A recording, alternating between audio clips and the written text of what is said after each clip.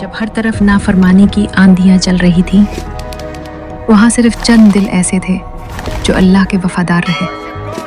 इतने सालों की मेहनत, तबलीग और दुआओं के बाद सिर्फ चंद लोग ईमान लाए।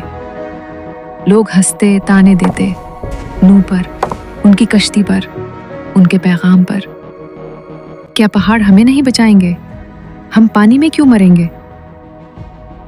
मगर फिर आसमान बदलने लगा, जमीन का सीना फटने लगा, बादल गरजने लगे, पानी हर सम से इमटने लगा और हजरत नूह को हुक्म हुआ, वो जो ईमान लाए हैं इन सब को कश्ती में सवार करो।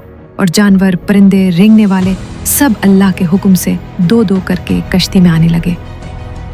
नूह ने अपने बेटे को पुकारा, ऐ मेरे बेटे, आ हमारे साथ सवार हो जा।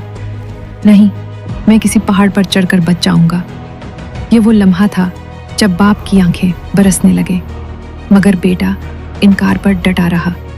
पानी बुलंद होता गया, पहाड़ डूबने लगे, मकानात, शहर, दरख्त सब कुछ पानी बहा ले गया। और सबसे दर्दनाक लम्हा वो था जब पानी की एक बड़ी लहर आई और हजरत नूह की आंखों के सामने उनका बेटा भी पानी में बहा दिया गया। पानी सब कुछ बहा ले गया, आसमान गवाह था, जमीन लरज रही थी। अल्लाह का वादा पूरा हुआ, जिन्होंने इनकार किया उस सब गर्क हो गए। कश्ती समंदर की सतह पर तन्हा तैरती रही।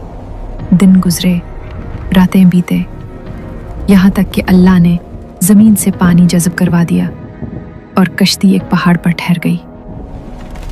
ये किस्सा हमें सिखाता है कि अल्लाह की बात को झुटलाने वाले चाहे कितने ही ताकतवर हों, जब उसका अजाब आता है तो ना पहाड़ बचाते हैं, ना घर, ना औलाद।